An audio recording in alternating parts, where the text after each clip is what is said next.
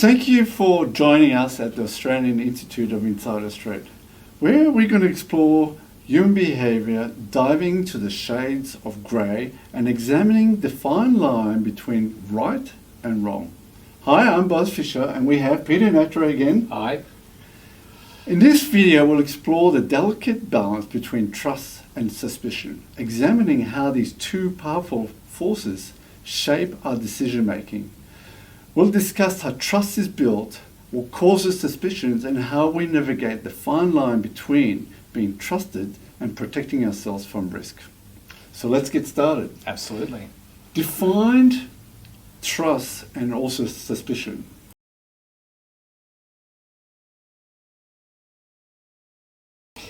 So with an element of trust, you have a certain element of peace of mind, so that you're not constantly second guessing what might be happening. Yep. And usually there is a basis for that trust in one way, shape, form. Whereas with suspicion, there are certain circumstances where suspicion is the default place to go. Yep. And in some instances, suspicion is built up after a series of events, encounters, whatever you want to call them. So, but they are very much opposite polarities at times. Yeah, they are indeed. What causes, from a psychological point of view, to go from someone who's trustful to being suspicious? So there's a couple of ways of looking at it. It depends on what your framework is. So if you are now employing somebody for the first time, they've gone through the process, most people end up or end up betting on the balance of trust. Whereas if somebody walks up cold and says, "Hey, have I got a deal for you?" Yeah. Immediately your suspicion level is Correct. That's your baseline. Correct. So you've got two different baselines to work from in those two different Yep. scenarios.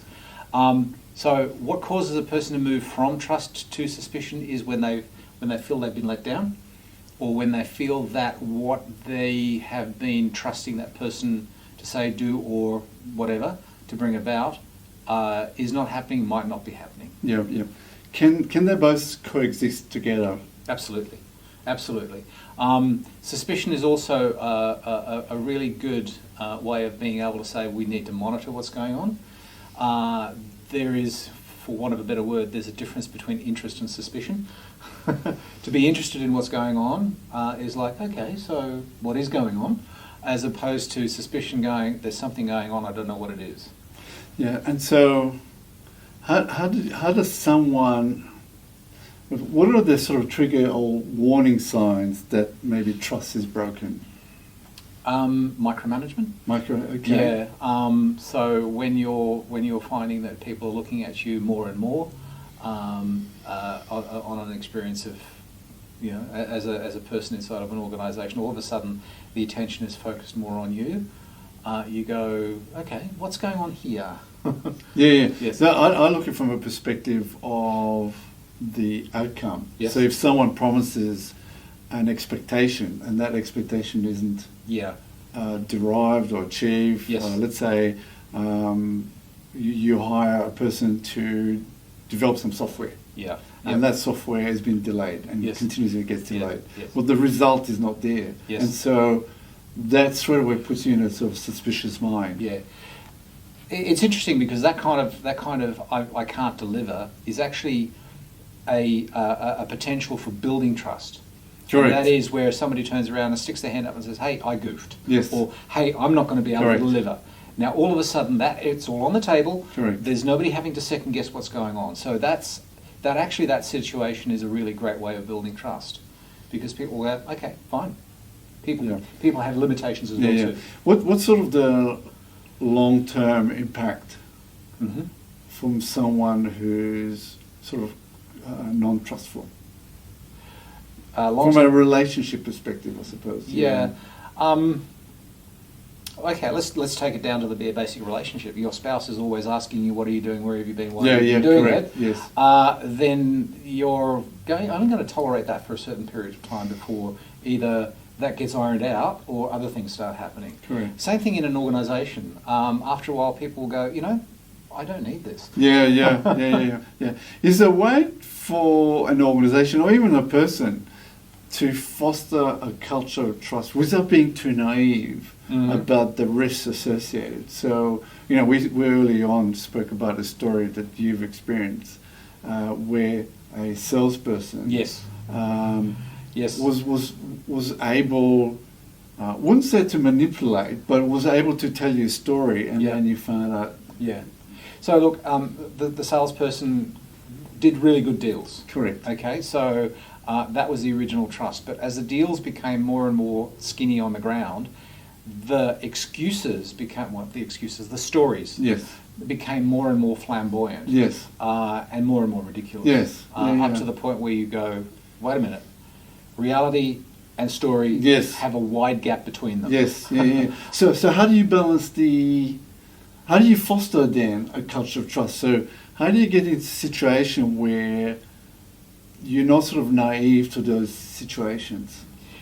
From a managing the person, in this instance the person, the best way to do that is to just call it for what it is. Hey, that's a story. Yeah. Tell me what's really going on. Yeah. And you can do that in a very confrontational way, or hey, listen, it's safe. Tell me what's going on. I'd rather know the reality. Just give me the straight. Yeah. How does communication, body language, or style impact the tipping between trust and suspicion? Yeah.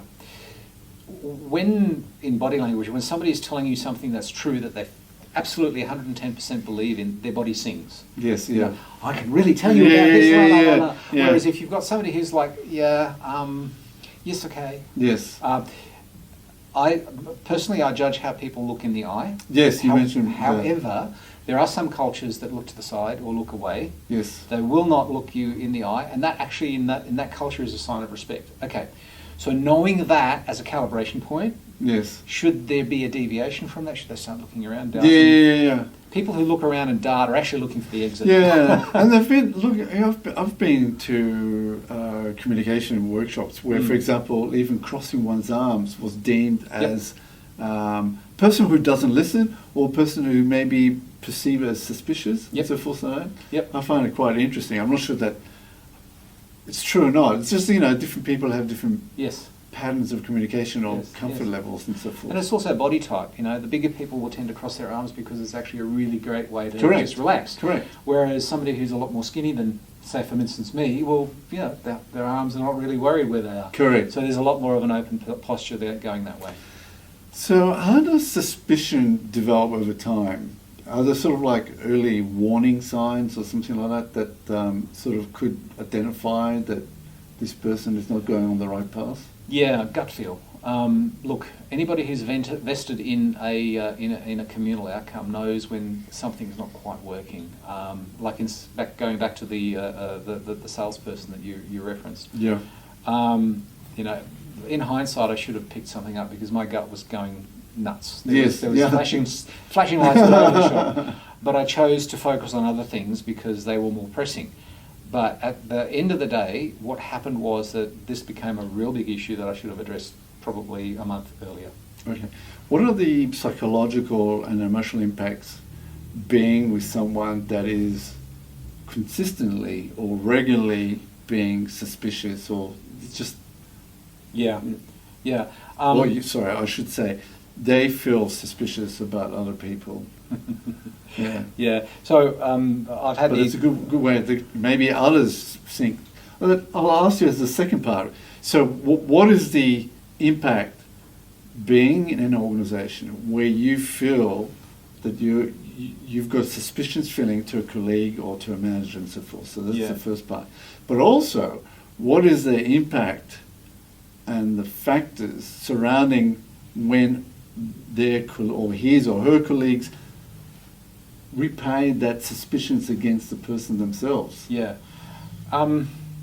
There's so much dynamics inside of that.